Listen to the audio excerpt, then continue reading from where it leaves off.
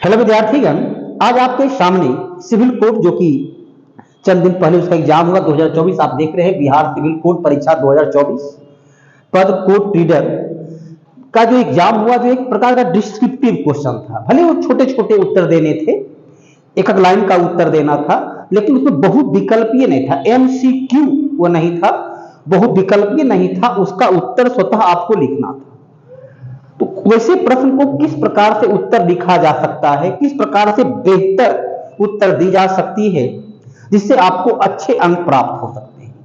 तो आपके सामने आज उसी प्रश्नों का जो आया हुआ है उसका विश्लेषण बड़े ही सरल और तार्किक रूप से करेंगे, ताकि आपको बेहतर तरीके से ये ज्ञात हो सके कि मैंने क्या लिखा। आप अपना विश्लेषण स्वयं कर सकते हैं, मैंने क्या लिखा और उसको कैसे लिखा जाना चाहिए।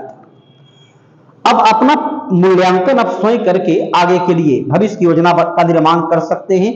प्रश्न आपके सामने देखिए, पहला है, नवनिर्वाचित लोकसभा की पहली बैठक की अध्यक्षता कौन करता है। अभी आपके सामने 18वीं लोकसभा की चुनाव की प्रक्रिया के बारे में पूरी तरह से उसकी घोषणा की जा चुकी है। अब 4 मई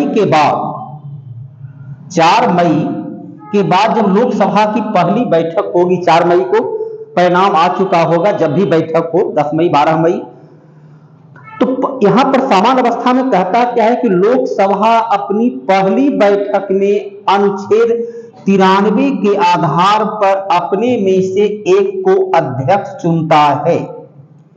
लोकसभा अपनी पहली बैठक में अनुच्छेद 93 के आधार पर अपने में से एक को अध्यक्ष चुनता है, लेकिन अध्यक्ष का चुनाव होने के पूर्व, क्योंकि ये नहीं लिखा अध्यक्ष का चुनाव का, यहां पर ध्यान देना है कि लिखना है कि संविधान का अनुच्छेद 95A, संविधान का अनुच्छेद 95A के आधार पर, 95A के आधार पर राष्ट्रपति लोकसभा के नवनिर्वाचित सदस्य में से वरिष्ठ सदस्य को, लोकसभा के नवनिर्वाचित सदस्यों में से वरिष्ठ सदस्य को प्रोटेम स्पीकर नियुक्त करते हैं। क्या नियुक्त करते हैं?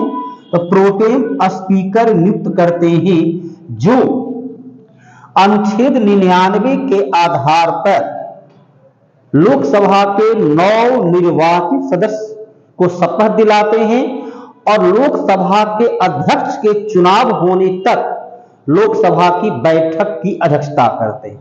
उत्तर क्या दीजिएगा? लोकसभा के गठन के बाद राष्ट्रपति लोकसभा के सबसे वरिष्ठ, सबसे सीनियर मेंबर में से किसी एक को प्रोटेम स्पीकर नियुक्त करते हैं, जो लोकसभा के नवनिर्वाचित सदस्य को अनुच्छेद 99 के आधार पर शपथ दिलाते हैं और जब तक लोकसभा अध्यक्ष का चुनाव न हो जाए तब तक उसकी पहली बैठक की अध्यक्षता करता है। उत्तर क्या हो गया? Pro tem speaker. इसको वाक्य के रूप में लिखना है। तो उम्मीद करते हैं कि अब आपको पहला प्रश्न का उत्तर बड़े सार्थक रूप से मिल चुका होगा। प्रश्न संख्या 2 कहता है कि लोकसभा में सरकार के प्रति अविश्वास प्रस्ताव प्रस्तुत करने के लिए कितने सांसदों की समर्थन की आवश्यकता होती है ताकि यह अध्यक्ष द्वारा स्वीकार किया जा सके। इसका उत्तर देना है कि विपक्ष के द्वारा लोकसभा में अर्थात निम्न सदन में अविश्वास प्रस्ताव लाया जाता है। अविश्वास प्रस्ताव पर लोकसभा का 1/10 या न्यूनतम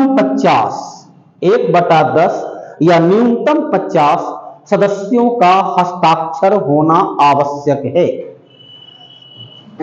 अविश्वास प्रस्ताव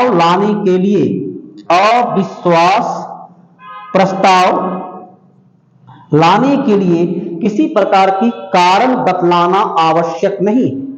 तो प्रश्न पूछता है कितने सदस्य का, उत्तर लिखना है कि अविश्वास प्रस्ताव तभी लाया जा सकता है जब लोकसभा निम्न सदन का 1/10 या 50 सदस्य का उस पर हस्ताक्षर होना आवश्यक है, या 50 सदस्य का हस्ताक्षर होना अनिवार्य है। यदि ये शर्त पूरा करते हैं तो लोकसभा अध्यक्ष अविश्वास प्रस्ताव को स्वीकार करते हैं। पहली बार अविश्वास प्रस्ताव कब आया? 1963 में आया और अंतिम बार 28वां बार, अब तक 28 बार आ चुका है, 28वां बार ये प्रस्ताव जो है 2023 में नरेंद्र मोदी के खिलाफ है। जानकारी रखना है कि यदि अविश्वास प्रस्ताव को लोकसभा बहुमत से पास कर देती है, यदि अविश्वास प्रस्ताव को लोकसभा बहुमत से पास कर देती है तो प्रधानमंत्री को त्याग पत्र देना होता है, मंत्रिपरिषद का विघटन हो जाता है। अब तक एकमात्र प्रधानमंत्री मोरारजी देसाई की सरकार का पतन अविश्वास प्रस्ताव के कारण हुआ। अब उत्तर क्या लिखना है? सीधा एक छोटा सा उत्तर लिखना है कि अविश्वास प्रस्ताव केवल निम्न सदन अर्थात लोकसभा में लाया जा सकता है। अविश्वास प्रस्ताव लाए जाने के लिए कारण बतलाना आवश्यक नहीं है। अविश्वास प्रस्ताव पर लोकसभा का 1/10 या 50 सदस्य का समर्थन हस्ताक्षर होना आवश्यक है। बस ये एक लाइन तो उत्तर लिखना है। प्रश्न आपका देखिए तीसरा है, तीसरा कहता है रंगास्वामी कप किस खेल से संबंधित है? रंगास्वामी कप, कप का संबंध किससे है? रंगास्वामी कप का संबंध है हॉकी से। रंगास्वामी कप का संबंध है हॉकी से। इसे भारत का राष्ट्रीय खेल माना जाता है। रंगास्वामी कप जो है ये अंतरराज्यीय प्रतियोगिता है। एक राज्य दूसरे राज्य से मुकाबला करते हैं ताकि बेहतर हॉकी के खिलाड़ी का चयन किया जा सके। तो रंगास्वामी कप भारत की अंतरराज्यीय स्तर पर खेला जाने वाला हॉकी का मैच है। अगला क्वेश्चन है बिहार के वर्तमान राज्यपाल, तो इसमें तो कुछ विशेष लिखना है नहीं। राजेंद्र आरसेलकर, राजेंद्र सिंह आरसेलकर बिहार के वर्तमान राज्यपाल हैं। राज्यपाल को राष्ट्रपति नियुक्त करता है। राज्यपाल की नियुक्ति होती है, राज्यपाल का निर्वाचन नहीं होता है, राज्यपाल की नियुक्ति होती है। तो कौन नियुक्त करते हैं? तो अनुच्छेद 155 के आधार पर राष्ट्रपति राज्यपाल को नियुक्त करते हैं। बिहार का राज्यपाल राजेंद्र सिंह आरसेलकर है। बस छोटा सा उत्तर देना है। राष्ट्रपति राज्यपाल राष्ट्रपति के प्रसाद पर्यंत उनकी इच्छा तक, जब तक वो चाहे तब तक पद पर बने रहते हैं। प्रसाद पर्यंत शब्द है अर्थात राज्यपाल को हटाने के लिए कोई अलग से प्रस्ताव लाए जाने की जरूरत नहीं। इनको हटाने के लिए, हटाने के संबंध में संविधान में कुछ भी लिखा हुआ नहीं। राज्यपाल राज्य का संवैधानिक प्रधान होता है जो राष्ट्रपति के प्रतिनिधि के तौर पर राज्य में काम करता है। उत्तर बस सिंपल सा इसमें लिखना है, कोई ज्यादा लाइन नहीं। बिहार के वर्तमान राज्यपाल राजेंद्र सिंह आरसेलकर हैं और चाहे तो एक लाइन लिख सकते हैं, राज्यपाल को राष्ट्रपति के द्वारा अनुच्छेद 155 के आधार पर नियुक्त किया जाता है जो राष्ट्रपति के प्रसाद पर्यंत अपने पद पर बने रहते हैं। चलिए प्रश्न संख्या जो है आपका 5वां, सरदार वल्लभ भाई पटेल राष्ट्रीय पुलिस अकादमी। सरदार वल्लभ भाई पटेल राष्ट्रीय पुलिस अकादमी, सरदार वल्लभ भाई पटेल राष्ट्रीय पुलिस अकादमी जो है कहां है? तो सरदार वल्लभ भाई पटेल राष्ट्रीय पुलिस अकादमी ये कहां है? तो हैदराबाद में, जिसकी स्थापना 1948 में हुआ। संघ लोक सेवा आयोग के द्वारा आयोजित प्रतियोगिता परीक्षा में सफल आईपीएस को यहां प्रशिक्षण दिया जाता है। इसे यहां प्रशिक्षण दिया जाता है और इस प्रशिक्षण केंद्र का नाम देश के पहले गृह मंत्री, भारत को राष्ट्रीय एकीकरण करने वाले सरदार वल्लभ भाई पटेल के नाम से है। तो आपका प्रश्न क्या है? प्रश्न पूछता है कि सरदार वल्लभ भाई पटेल राष्ट्रीय पुलिस अकादमी किस शहर में स्थित है? तो ये तेलंगाना की राजधानी लिखना है। राष्ट्रीय पुलिस अकादमी तेलंगाना की राजधानी हैदराबाद में है, जिसकी स्थापना 1948 में हुई, जहां आईपीएस प्रतियोगिता में उत्तीर्ण अभ्यर्थी को प्रशिक्षण दिया जाता है। बस यही लाइन लिखना है। अगला प्रश्न आपके सामने है जो साइंस से मिलता जुलता है। ग्लैबनीकरण में इस्पात पर किस धातु का आवरण चढ़ाया जाता है?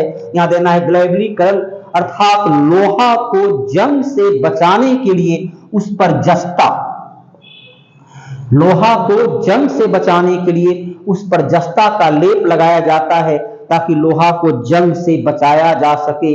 वायुमंडल के ऑक्सीजन और नमी के कारण, वायुमंडल में जो उपलब्ध है ऑक्सीजन और उसमें जल की मात्रा जो है, उसके जल अर्थात नमी के कारण लोहा में जंग लग जाता है, जिससे लोहा का रंग बदल जाता है, लोहा कमजोर हो जाता है। यहां क्या देना है?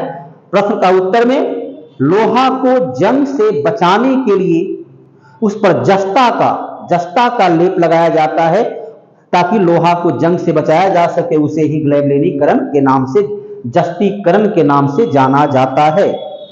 अगला प्रश्न है एमसी मैरी कॉम। एमसी मैरी कॉम कौन है? तो एमसी मैरी कॉम, ध्यान रखना क्या है, देखिए पहला जानकारी, एमसी मैरी कॉम मणिपुर की है। एमसी मैरी कॉम को सुपर मॉम, इसे जो है सुपर मॉम के नाम से जाना जाता है। तो उत्तर लिखना है कि एमसी मैरी कॉम का संबंध मुक्केबाजी से। उत्तर क्या दीजिएगा? एमसी मैरी कॉम का संबंध मुक्केबाजी से है। ये 2012 ओलंपिक में कांस्य पदक, 2012 ओलंपिक के मुक्केबाजी में कांस्य पदक प्राप्त की। 2014 एशियाड खेल में मुक्केबाजी में ये स्वर्ण पदक को प्राप्त की, और 6 बार की अंतरराष्ट्रीय महिला विश्व कप मुक्केबाजी की चैंपियन रही। तो 6 बार विश्व चैंपियन, 2014 में एशियाड चैंपियन, 2012 में ओलंपिक का कांस्य पदक विजेता मैरी कॉम मुक्केबाजी से संबंधित हैं। बस यही तो एक लाइन लिखना है। मैरी कॉम मणिपुर की हैं, जो एशियाड में स्वर्ण पदक, ओलंपिक में रजत पदक और 6 बार विश्व चैंपियनशिप मुक्केबाजी की प्रतियोगिता को जीत चुकी है। ये 46 किलो, 48 किलो और 51 किलोग्राम के वजन के क्षेत्र में अपनी जोर आजमाइश की थी और बहुत ही सफल खिलाड़ी के रूप में अपनी पहचान बनाई। चलिए अगला प्रश्न है, भारत में किस राज्य की तट रेखा सबसे लंबी है?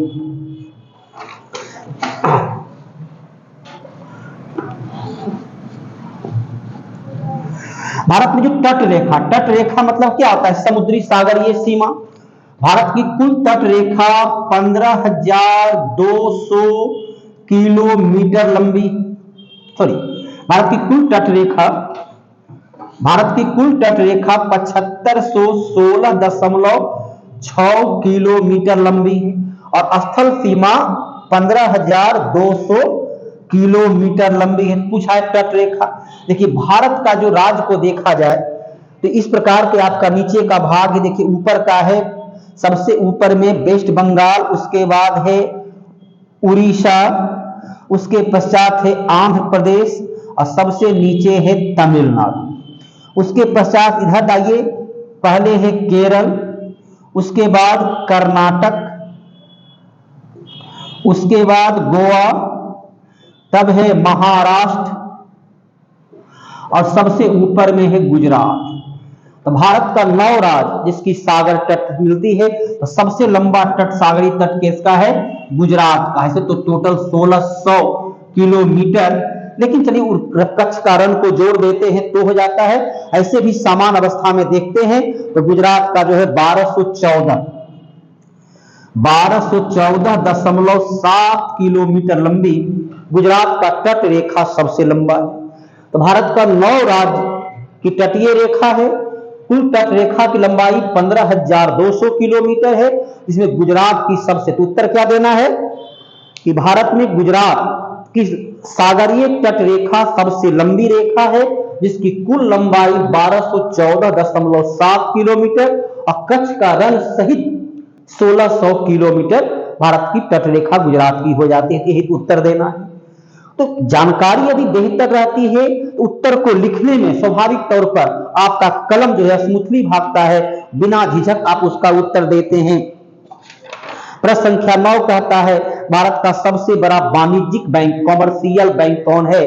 देना है भारत का सबसे बड़ा वाणिज्यिक बैंक कौन है? तो सबसे बड़ा वाणिज्यिक bank SBI, state bank of India है, जिसका राष्ट्रीयकरण 1 जुलाई 1955 को किया गया।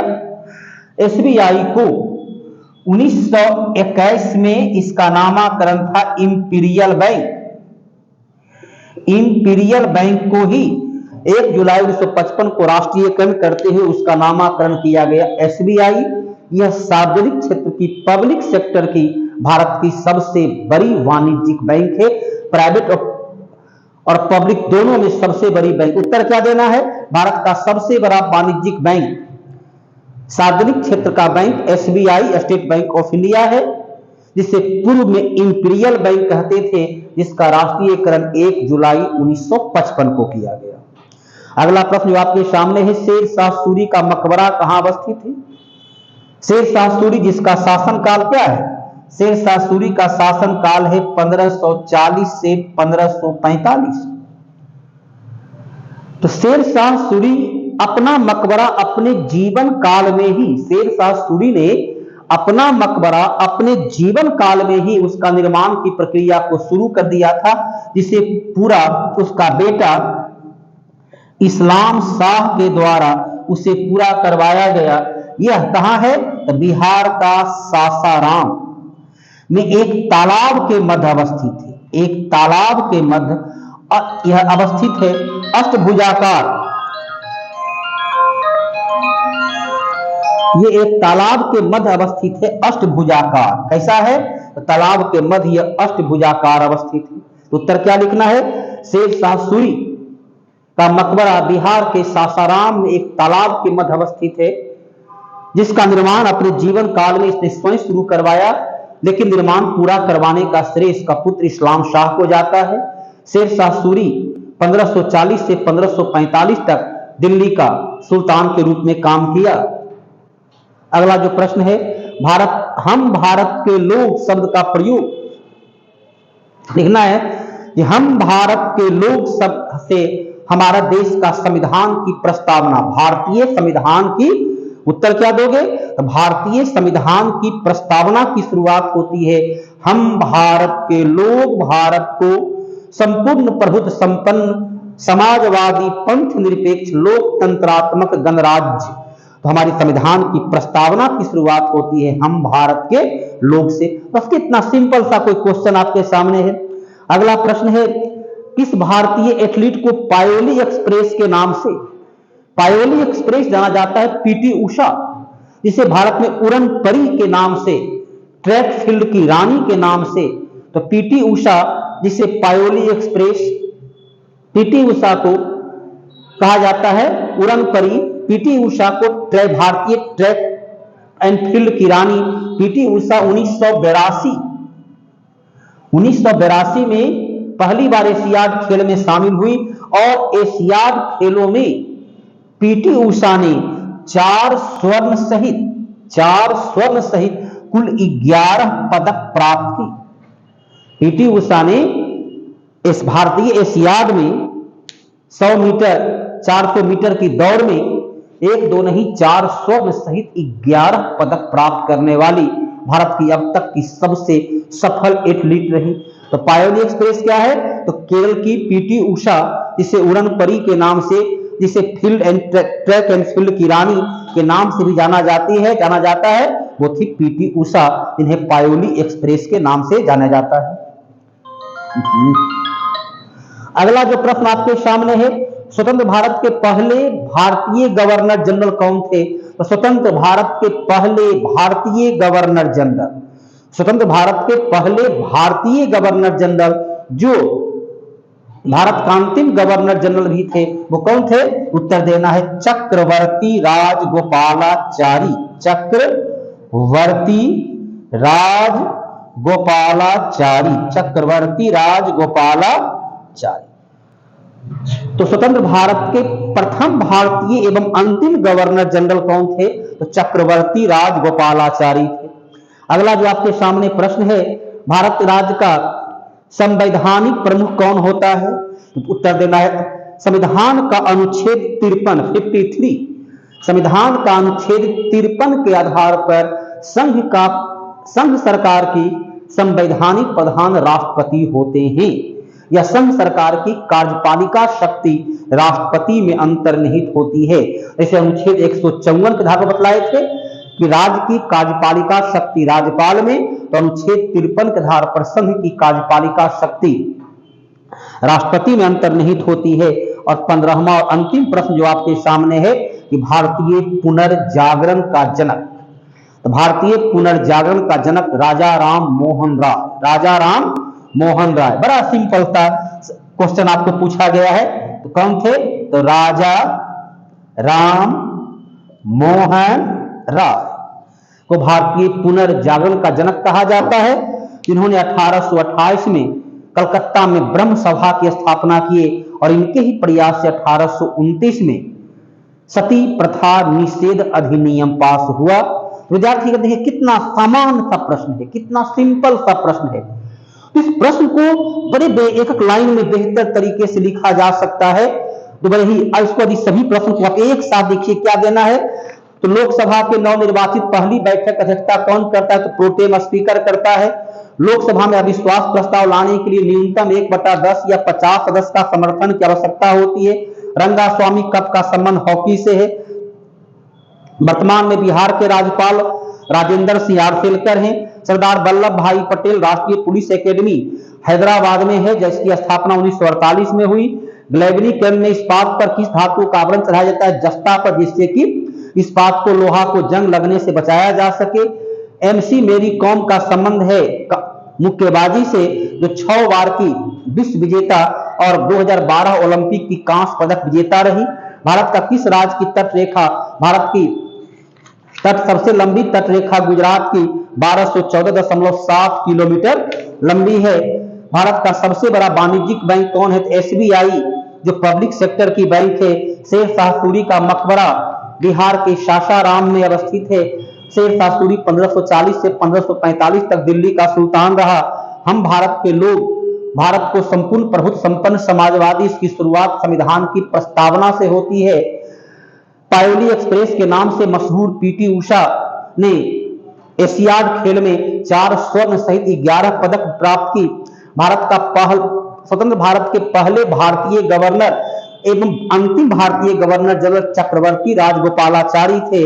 भारतीय राज्य का संवैधानिक प्रमुख अनुच्छेद 53 के आधार पर राष्ट्रपति होता है।